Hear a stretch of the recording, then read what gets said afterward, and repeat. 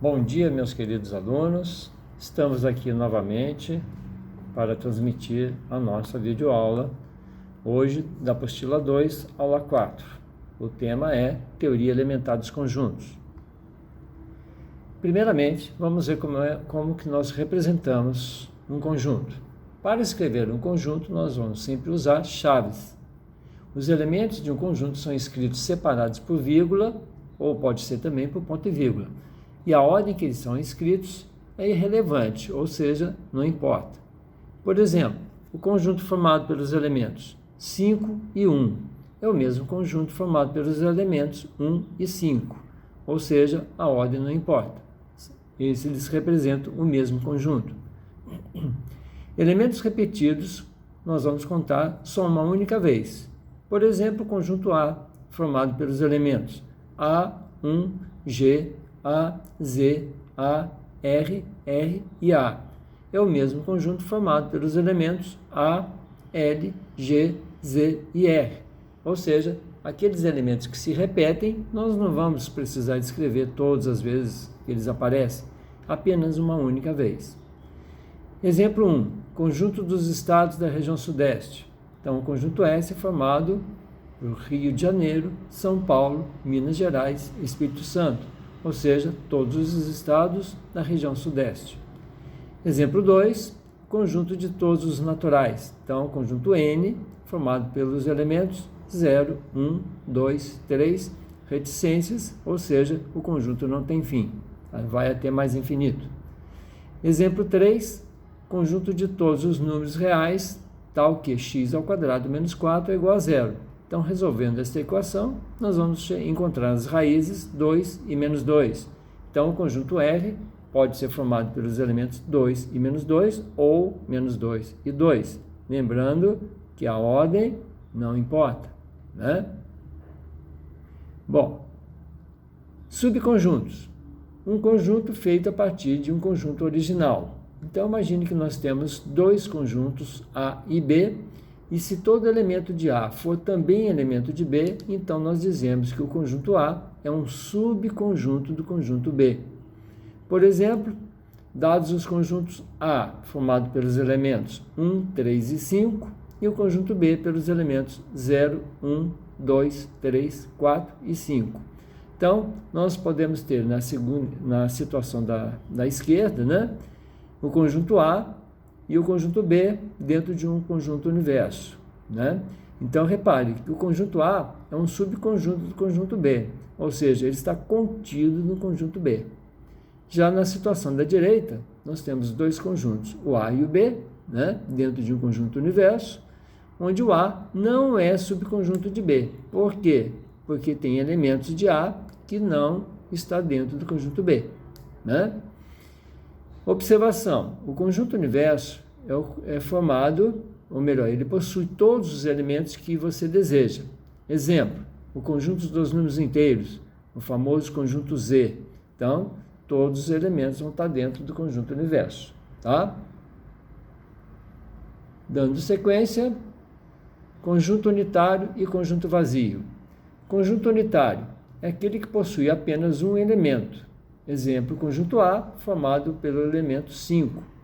Ou, outro exemplo, conjunto B. É o conjunto formado pelo X, tal que X é capital da França. Então, vai ter apenas um elemento.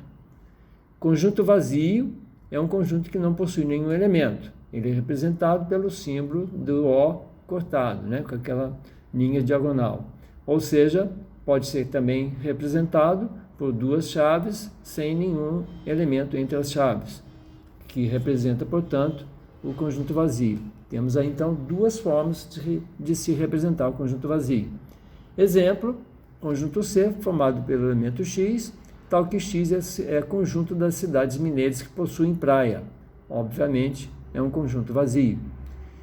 E o conjunto D é o conjunto do X, tal que X é diferente de X. Portanto, também conjunto vazio, não tem nenhum elemento, né? Conjunto universo. Em matemática, principalmente na teoria dos conjuntos e nos fundamentos da matemática, um universo é uma classe ou um conjunto que contém como elementos todas as possibilidades que se deseja considerar em uma certa situação, problema. Nós usamos o símbolo U para representar o conjunto universo. Se meus elementos pertencem ao conjunto dos números naturais, meu conjunto universo de trabalho serão todos os naturais, ou seja, o conjunto universo é formado pelo conjunto N, pelos elementos do conjunto N, né? Exemplo, conjunto U é o conjunto formado pelo X pertencente aos naturais, né? Ou seja, 0, 1, 2, 3 e reticências, também não tem fim. Outro exemplo é o conjunto do X, tal que X é um número primo. Então, nós vamos representar entre chaves os números primos naturais. 2, 3, 5, 7, 11, 13 e reticências, né? Símbolos de pertinência. Pertinência é a característica associada a um elemento que faz parte de um conjunto. Então, se nós temos o conjunto C, formado pelos elementos E1, E2 e E3, né? Então, nós dizemos que o elemento E1 pertence ao conjunto C. O elemento E2 pertence ao conjunto C, né? Observação. Um conjunto pode ser elemento de um conjunto. Por exemplo, o conjunto formado pelo conjunto vazio, ou o conjunto formado pelo conjunto N. Então, vejam, um conjunto pode pertencer a um conjunto, né? Prestando bem atenção, que o sinal de pertence e não pertence, né, nós só podemos usá-los quando nós nos referimos a elementos e conjuntos. Como está escrito aí na primeira linha, o símbolo pertence, né, é o elemento de, significa que é um elemento de. Não pertence, quer dizer que não é elemento de um outro conjunto, né? Existe X, então nós escrevemos esse E ao contrário, junto com o X, significa que existe um elemento X pertencente a algum conjunto. Então, por exemplo, existe o X pertencente a Z, tal que X é maior que 3.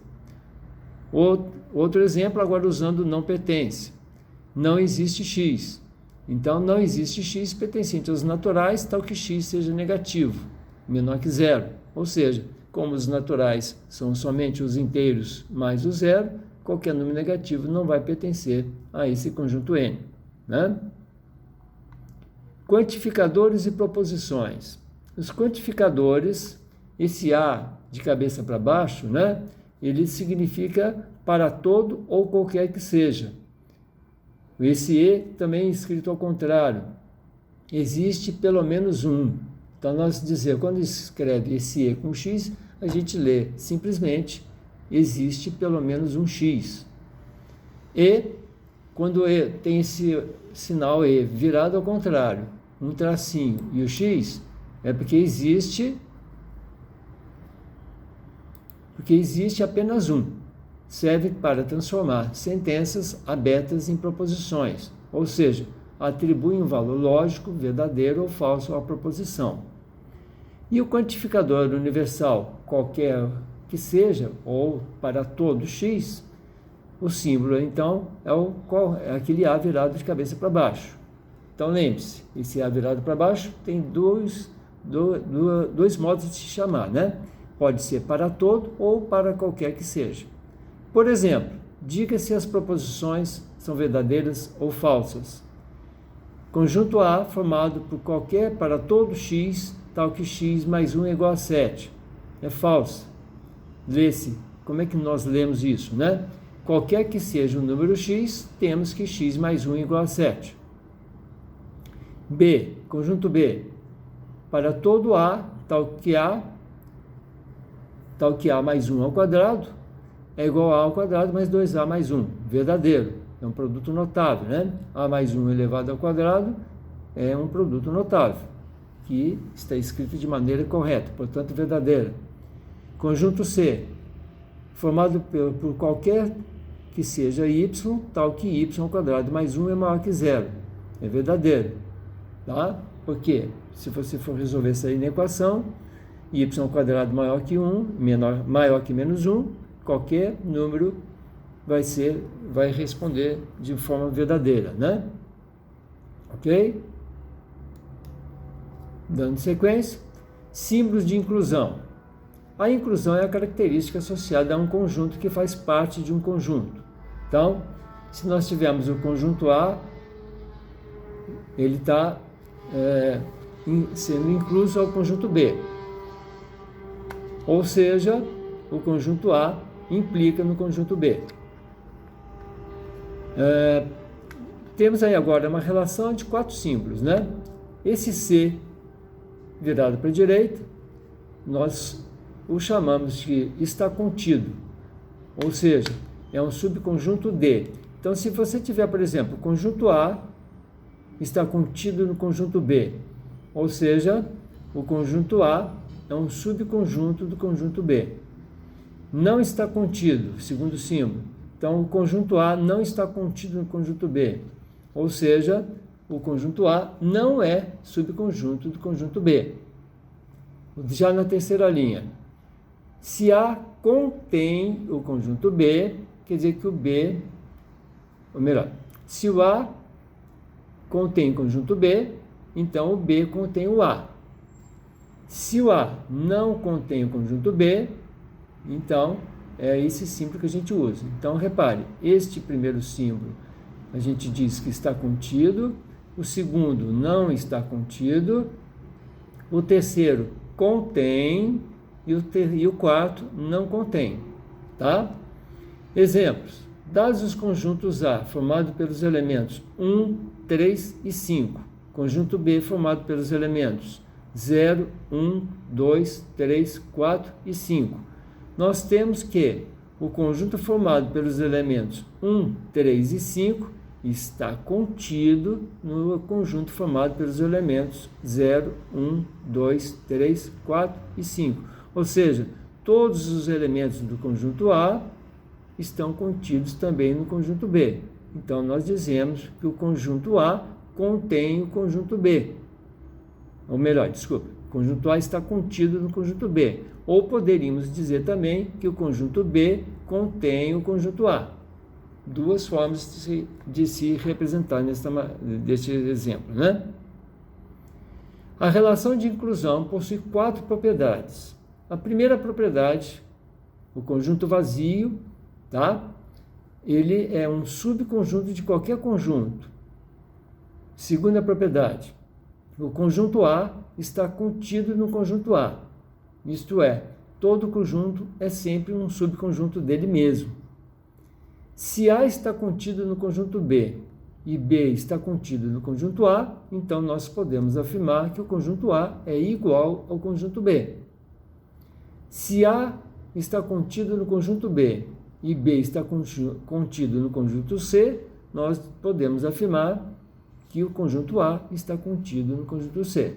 Então, nós temos aí, na verdade, 4 propriedades de inclusão. Dando prosseguimento, conjunto das partes. O conjunto de todos os subconjuntos de um conjunto dado A, é chamado de conjunto das partes. Se A é o conjunto de 3 elementos, x, y e z, a lista completa de todos os subconjuntos de A é. Então, vejamos quantos subconjuntos nós podemos formar com esses elementos, x, y e z. Primeiro, o conjunto vazio. Como o conjunto vazio vai estar sempre vai pertencer a qualquer conjunto, né? Então, nós temos conjunto vazio, temos o conjunto formado pelo elemento x, pelo elemento y, pelo elemento z, pelos elementos x e y, xz, yz e xyz. Então, temos todas essas possibilidades de subconjuntos, né? Portanto, o conjunto das partes de A é o conjunto de 8 elementos. Vejamos, 1, 2, 3, 4, 5, 6, 7 e 8. Então, nós podemos escrever dessa maneira. O conjunto das partes do conjunto A. Então, é formado pelo conjunto formado. Conjunto vazio, x, y, z, xy, xz, YZ e XYZ. Então, genericamente, nós podemos dizer que o conjunto das partes de qualquer conjunto A vai ser igual a 2 elevado a n, que é o n de A. Ou seja, vai ser sempre uma potência de base 2. Então, as potências de base 2 vão nos dar a quantidade de subconjuntos, ou seja, conjunto das partes, né? Então, P de A é o conjunto das partes de A, e N de A é o número de elementos de A. Então, quando ele escreve 2 elevado a N de A, significa que é uma potência de base 2, onde o expoente será formado pelo número de elementos do conjunto A. Repare que neste caso que nós demos o exemplo, o conjunto A tinha 3 elementos. Então, 2 ao cubo é igual a 8. São todos esses 8 subconjuntos que nós formamos. Tudo bem? Então, próximo. Nós listamos aqui alguns conectivos lógicos usados na matemática. Isso aqui é muito usado numa parte definida como lógica matemática, né? Então, nós temos, por exemplo, a negação. A negação é representada por esse tio aqui, né? E toda vez que nós usamos este símbolo, nós estamos, na realidade, escrevendo uma negação. Por exemplo, não P. Eu vou colocar o tio e P. Então, a bicicleta não é azul. Então, é uma negação. Uma conjunção E, nós representamos por esse acento, como se fosse um acento circunflexo, né? Então, se eu escrever P e o acento circunflexo Q, então seria P e Q. Então, o E, na realidade, ele vai ser sempre uma conjunção representada por este símbolo. Então, por exemplo, quando eu afirmo, né, vou à praia e cinema, é uma conjunção, né, que posso também representar de forma matemática. Por exemplo, a praia seria X e cinema seria Y. Então, escreveria X, chapeuzinho, circunflexo, e o Y, que é o cinema. Disjunção inclusa. Então, quando a gente afirma que ou, significa como se fosse aquele acento virado ao contrário, né? Como se fosse um Vzinho, né? Então, P ou Q, eu escreveria P e o Vzinho com o Q juntos, né?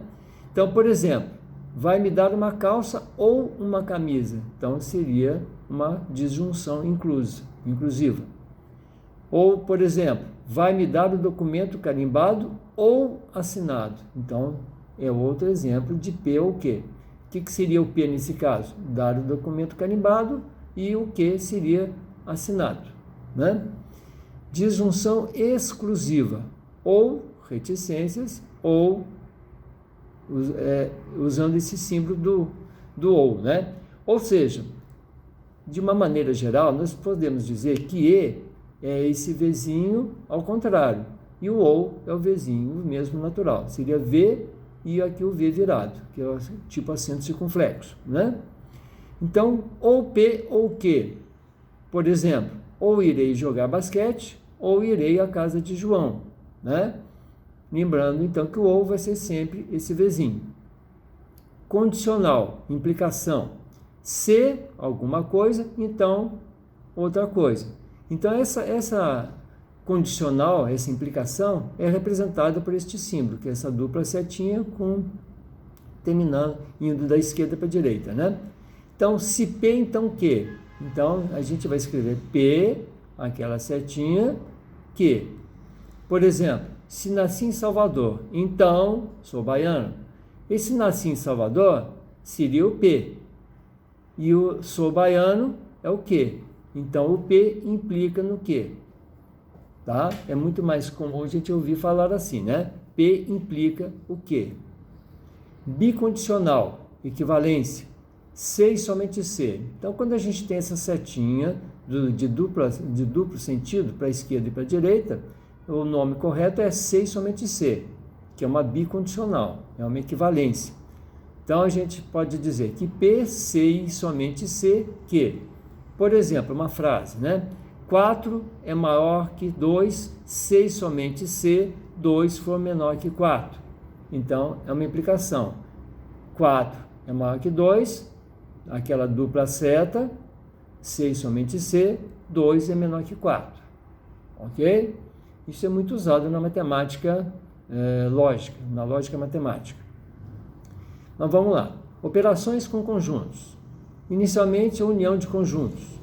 O conjunto união de A em B é formado pelos elementos que pertencem ou ao conjunto A, ou a B, ou ainda a ambos. Por exemplo, nós temos aqui o conjunto A e o conjunto B. Então, quando nós formos fazer a união dos dois conjuntos, A união com B, nós vamos ter um conjunto formado pelos elementos X, tal que X pertence a A ou X pertence a B. Então, toda vez que nós falamos em união, vai ser sempre ou, né? Então, repare que todas as áreas estão achuradas, né? Então, o conjunto A está achurado e o conjunto B também está achurado. Portanto, todos esses elementos dos dois conjuntos fazem parte da união. Ou seja, quando nós calculamos a união, nós estamos, na realidade, somando todos os elementos dos dois conjuntos. Exemplo, dados os conjuntos A, formado pelos elementos menos 3, menos 2, menos 1 e 0. E o conjunto B, formado pelos elementos menos 1, 0 e 1.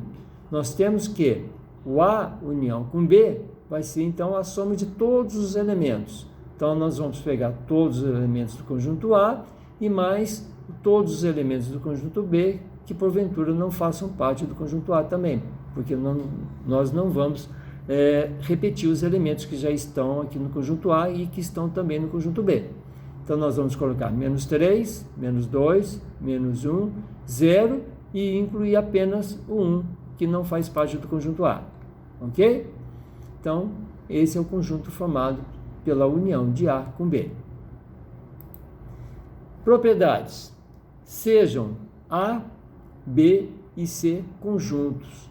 Então, são válidas as seguintes propriedades. Primeira propriedade, chamada de propriedade comutativa. A união com B é igual a B união com A. Não importa a ordem, né? Segunda propriedade, que é associativa, né?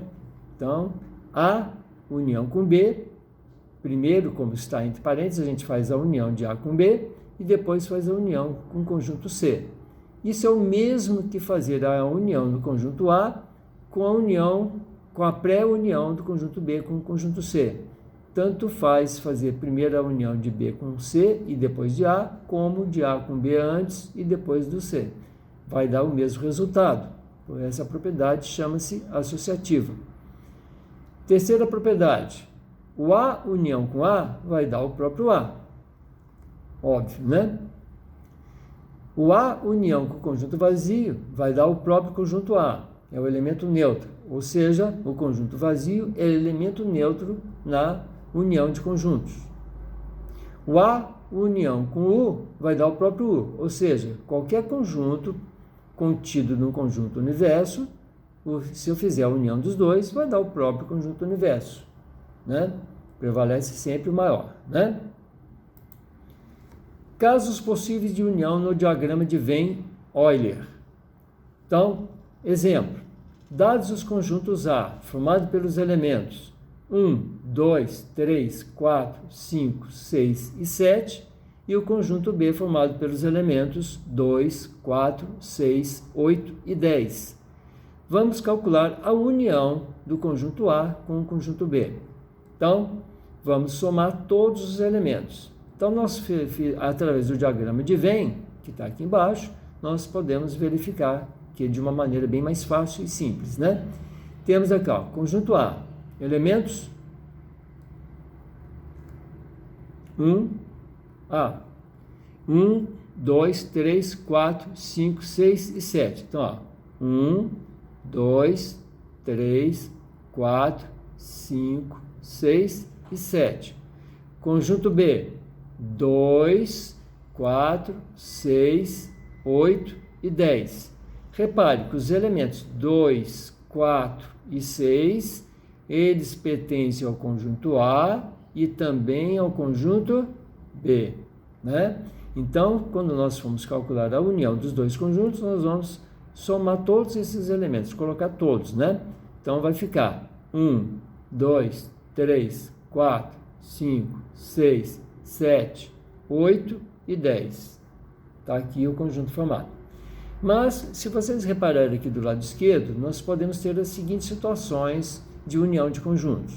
Na primeira, onde apenas uma parte vai ser a interseção entre eles, ou quando o B estiver contido no conjunto A, ou ainda quando a união, ou seja, quando os dois conjuntos forem disjuntos, ou seja, são dois conjuntos diferentes. Então, nós temos o conjunto A e o conjunto B. Então, em ambos os casos, nos três casos, nós temos a união dos conjuntos. A união aqui nós temos todos esses elementos, aqui também todos esses, e aqui também todos esses. Então, sempre somando. Então, vejam que nós podemos ter três situações diferentes, de acordo com os conjuntos que forem apresentados. Ok? Dando sequência, operações com conjuntos. Interseção de conjuntos. O conjunto interseção de A com B é formado pelos elementos comuns a A e a B. Então, nós representamos simbolicamente como A interseção com B igual ao conjunto dos X pertencentes a X,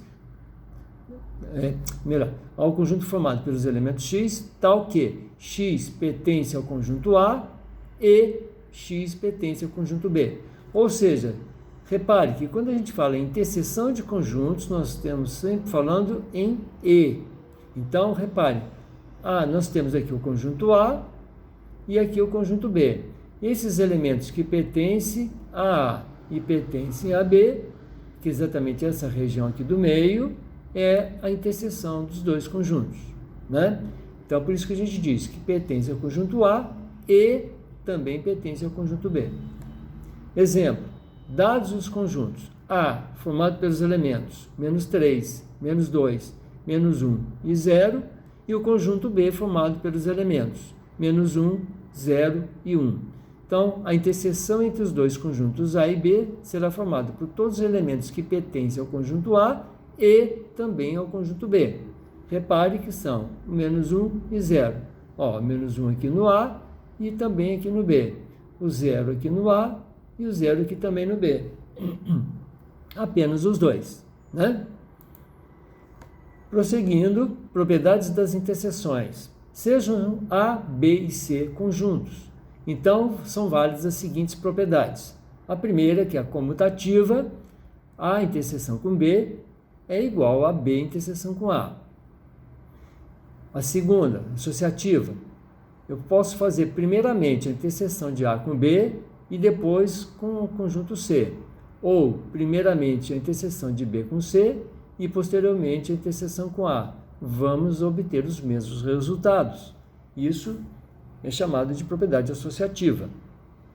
Temos também como terceira propriedade, A interseção com A é o próprio A, ou seja, todos os elementos de A, né? A interseção com o conjunto vazio é o conjunto vazio, ou seja, não teremos nenhum elemento. A interseção com o conjunto universo é o próprio A, ou seja, o conjunto A está contido no conjunto universo, tá? Ou seja, elemento neutro, né? Dando sequência, casos possíveis de interseção no diagrama de Venn-Euler, tá?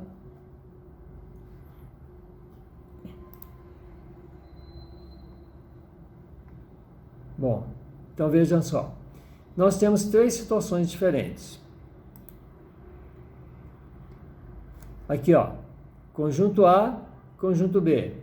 Interseção que está achorado, está no meio. Esses elementos pertencem ao conjunto A e também ao conjunto B. Outra situação que pode ocorrer, o conjunto B contido no conjunto A. Então, a interseção dos dois é o próprio conjunto B, onde está achurado. Já A e B são conjuntos disjuntos, não tem nenhum elemento em comum, portanto, a interseção é um conjunto vazio, não tem nenhuma interseção, né? Exemplo. Sendo o conjunto A formado pelos elementos 2, 3, 5, 6 e 8, e o conjunto B formado pelos elementos 3, 5, 8 e 9. vamos determinar a interseção dos dois conjuntos, de A com B. Então, todos os elementos que pertencem ao conjunto A e também ao conjunto B, tá? Então, são 3 que pertencem aos dois conjuntos, 5 pertencem aos dois conjuntos e 8 que também pertencem aos dois conjuntos. Então, apenas o elemento 9 pertence somente ao conjunto B. E os elementos -2 e 6 pertencem somente ao conjunto A. Do mesmo jeito que o 9 pertence também somente ao conjunto B. Ok? Observação. A interseção de dois conjuntos A e B vai ser vazia. Quando for vazia, nós chamamos os conjuntos de disjuntos, como já disse anteriormente. Como o A e o B são disjuntos. Por quê? Porque a interseção é vazia, né?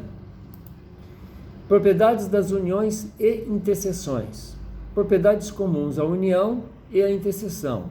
Sejam A, B e C conjuntos. Então, são válidas as seguintes propriedades, né? Aqui, ó, exemplo. Então, isso aqui é um exemplo de propriedades comuns que a gente pode usar, tanto as uniões quanto as interseções. Um exemplo. Repare nesse desenho. Nós temos o conjunto A, o conjunto B e o conjunto C. Tá?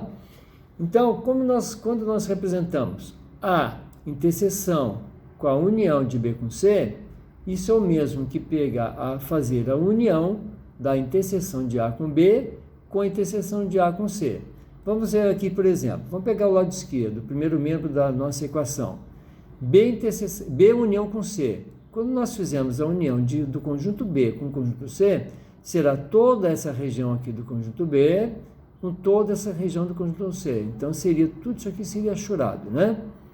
Agora, quando nós pegamos essa união de B com C e fizemos a interseção com o conjunto A, ou seja, quais os elementos de A, qual região de A que vai pertencer também a essa união de B com C? São exatamente essas 3 regiões que estão em azul, né? Essas 3 regiões nós teremos todos os elementos que pertencem ao conjunto A e também a união de B com C. Isso é o mesmo que fazer, por exemplo, pegar a interseção de A com B, seria toda essa região aqui, tá? E pegamos a interseção de A com C, que seria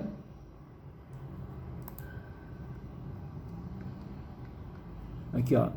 Seria então essa região aqui, ó. A interseção de A com C.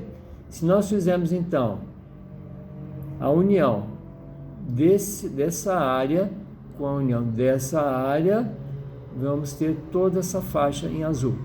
Então, esse é um exemplo de uma aplicação que a gente pode ter, em que você vai ter união e interseção simultaneamente, tá?